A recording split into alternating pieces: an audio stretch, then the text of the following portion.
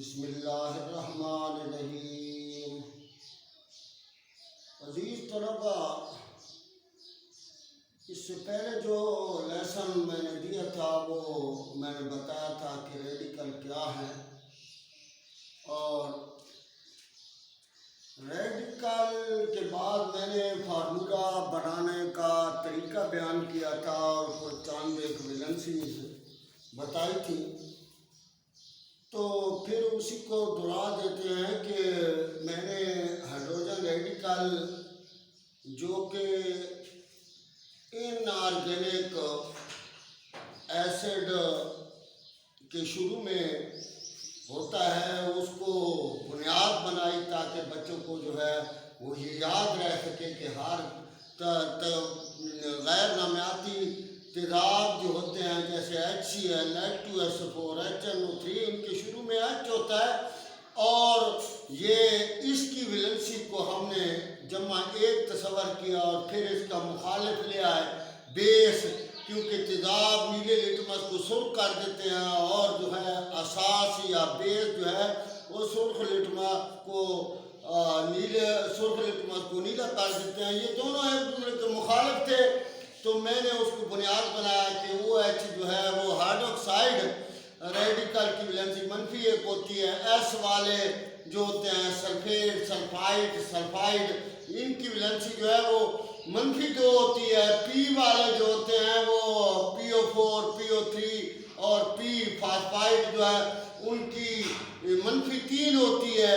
तो इस तरह एल्यूमिनियम और लोहा को जो है हमने जमा 3 का तस्वर किया था, और कैल्शियम और मैग्नीशियम को जो है वो जमा 2 तस्वर किया, और फिर हेलोजन से जो रेडिकल बनते थे क्लोराइड, फ्लोराइड, ब्रोमाइड, आयोडाइड, इनकी वैलेंसी जो है वो -1 तस्वर की थी। लेकिन आज जो है वो वैलेंसीज का चार्ट बना देते हैं ताकि जो पढ़ना चाहता है वो खुद ब खुद फार्मूले बना सके। तो ये जमा 1 में जो है वो आपने ये लिखना है कि जमा 1 में जो होती है वो हाइड्रोजन और sodium, potassium, silver, ammonium, mercurous और क्यूप्रस। ये हाइड्रोजन के लिए सिंबल H, सोडियम के लिए Na, पोटाशियम के लिए K, सिल्वर के लिए Ag, अमोनियम NH4 और मर्क्यूरस Hg और ये Cu। ये चार्ट मैंने बना दिया है जमा 1 का, और ये जमा 2 जो है वो उसमें कैल्शियम और मैग्नीशियम को हमने अहमियत दी थी। तो कैल्शियम और ये मैग्नीशियम है, और इसके बाद जो है वो बेरियम लिख देते हैं और जिंक लिख देते हैं, और इसके बाद जो है मर्क्यूरिक। ये सीन वाले एक दर्जा पीछे और क्या वाले एक दर्जा बाद, मर्क्यूरिक, और ये क्यूप्रिक सिंबल लिख देते हैं। तो ये Ca, ये Mg और ये Ba और Zn और ये मर्क्यूरिक Hg और क्यूप्रिक Cu। और जमा 3 की जो है वो लिख देते हैं, वो मैं थोड़ी सी बनाई थी कोर्स के लिहाज से। एल्यूमिनियम, फेरिक और ये Al, इसकी सिंबल A है, और ये Fe। तो ये इसमें कोई 1, 2, 3 फिर डालेंगे, लेकिन अभी इसको छोड़ देते हैं। ये आपके कोर्स में ये इस्तेमाल होगी। तो -1 जो है वो है, तो ये हेलोजन जो पड़े हैं chloride, fluoride, bromide iodide, hydroxide,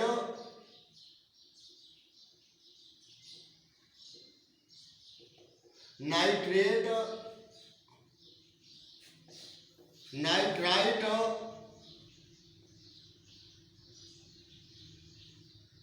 bisulphate,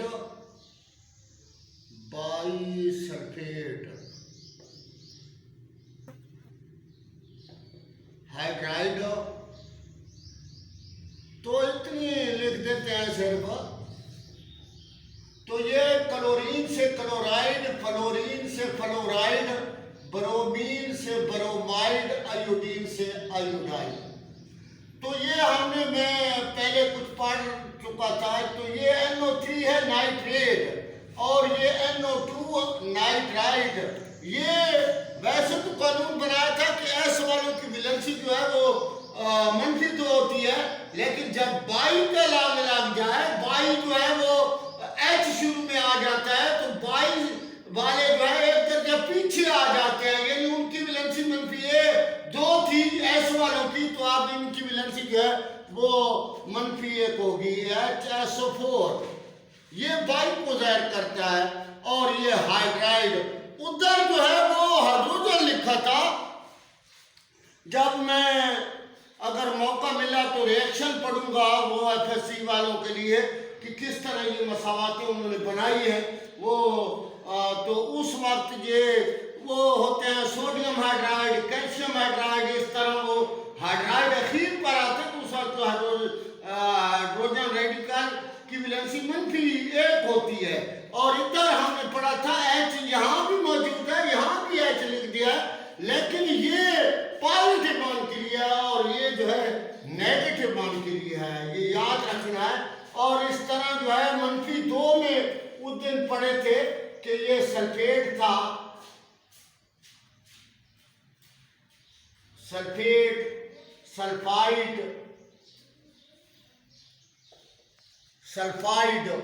और ये ग्रुप हमने पढ़ा था साहब का साहब, ऑक्साइड मौजूद था, ऑक्साइड।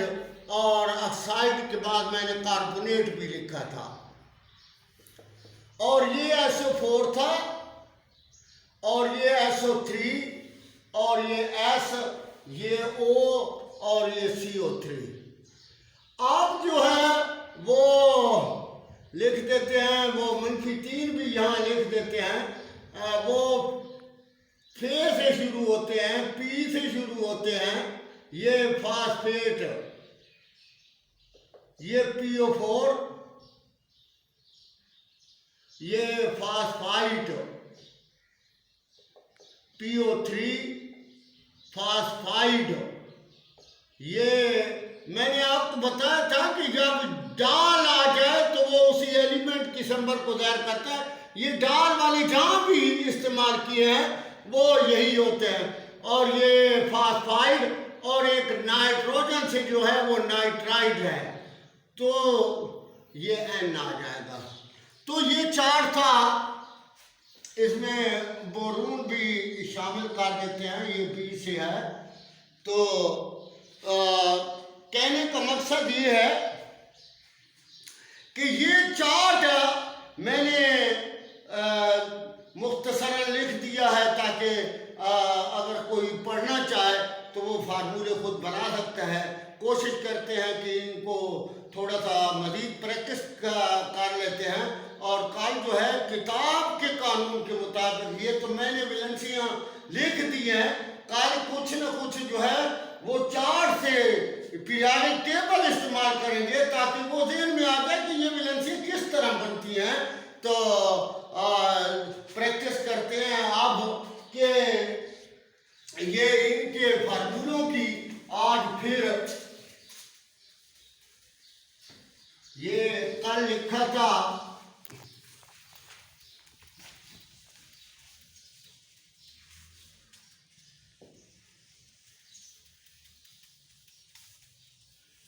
ये एल्यूमिनियम ले लेते हैं इधर, पहले हाइड्रोजन ऑक्साइड लिखते हैं क्योंकि ये फार्मूला हाइड्रोजन ऑक्साइड। तो H की वैलेंसी जो है वो जमा 1 थी और O जो है S वाले ग्रुप में था और S वालों की वैलेंसी -2 थी, तो ये फार्मूला बन गया था H2O। 2 इसके नीचे और 1 इसके नीचे, एक को लिखा नहीं था। इसके बाद इसी हाइड्रोजन को इस्तेमाल करते रहते हैं। हाइड्रोजन जो है वो नाइट्राइड लिख देते हैं, नाइट्राइड। ये H की तो पहले पढ़ी है कि जमा 1 होती है और N जो है वो P वाले में शामिल है, वो उसकी वैलेंसी -3 है, तो ये बन जाएगा H3N। H3N या इसे यूं लिख देते हैं NH3। अमोनिया पढ़ते हैं, ये फिर हाइड्रोजन लिख देते हैं और ये क्लोराइड। हाइड्रोजन क्लोराइड जो है वो एक गैस भी है और एक एसिड भी है तेजाब, तो ये नमक से बनता है। ये H जमा 1 और Cl जो है वो -1 और ये बन जाएगा। जब ऊपर वाले एक जैसे तो मिला दिया जाता है सिर्फ, और उनके रेडिकल जो है उनकी कोई अहमियत नहीं रहती, तो ये क्लोराइड है। अब ये सोडियम जो है क्लोराइड, ये आम नमक जो पाकिस्तान में तो ज़्यादा मिकदार में मौजूद है, लेकिन इंडिया में जो है वो नमक की कमी है। जिस तरह हम चीनी, इसे सोडियम क्लोराइड कहते हैं आम नमक को, तो यहाँ तो वाफिर मिकदार में मौजूद है। तो इंडिया वाले जो है वो नमक की वजह से लड़ रहे हैं, उनके पहाड़ नहीं मौजूद नहीं है नमक के, तो Na की जमा 1 है और Cl की -1 है, तो लिहाजा फार्मूला बन जाएगा NaCl। अब जो है वो सोडियम को ले लेते हैं, क्योंकि इनकी वैलेंसी हमने सोडियम नाइट्रेट पढ़ लेते हैं, नाइट्रेट। तो सोडियम की जो है वो Na जमा 1 है और नाइट्रेट जो है वो Na3 है, वो -1 में शामिल है उस चार्ट में हाइड्रोजन वाले में, तो ये बन जाएगा NaNO3। सोडियम सोडियम को इस्तेमाल कर लेते हैं, सोडियम कार्बोनेट और सोडियम Na जमा 1 और CO3 जो है वो -2। तो ये मैंने बताया था कि ये S वाले ग्रुप में ये शामिल था, तो Na के नीचे 2 आ जाएगा, ये Na2CO3। और सोडियम, अब कैल्शियम को इस्तेमाल कर लेते हैं, तो कैल्शियम जो है कैल्शियम सल्फेट लिख देते हैं, तो कैल्शियम जो है वो जमा 2 और सल्फेट S वाले ग्रुप में है, तो ये बन जाएगा। ये दोनों एक जैसी वैलेंसी है, तो इनको ख़त्म कर देना है और ये सादा लिख देते हैं कैल्शियम सल्फेट। और ये कैल्शियम जो है ऑक्साइड, ये चूने का फार्मूला कल भी लिखा था, तो ये कैल्शियम की जो है वो जमा 2 और O जो है वो S वाले ग्रुप में है, तो ये -2 और ये बन जाएगा CaO। तो इसके बाद जो है ये चूने का फार्मूला है। इस तरह एल्युमिनियम को इस्तेमाल कर देते हैं, ये सबसे हल्की धात है, तो ये एल्युमिनियम ऑक्साइड का फार्मूला लिखते हैं। एल्युमिनियम धात है, तो ये याद रखना है, ये झालों में इस्तेमाल होती है और ये एरियल जो होते हैं उसमें ये इस्तेमाल होती है। तो ये Al जो है वो जमा 3 में है और O जो है वो -2 में है, तो फार्मूला बन जाएगा Al के नीचे 2 आ जाएगा, O के नीचे 3 आ जाएगा। ये मनफी की और जमा की अलामतें अट्रैक्शन को ज़ाहिर करती हैं। मैंने कल भी बताया था कि ये सिर्फ जो है मुखालिफ चार्ज एक दूसरे को क्या करते हैं, कशिश करते हैं, तो जो ये गोया ये तरीका है। तो ये फार्मूले हमने एल्युमिनियम के बना दिए।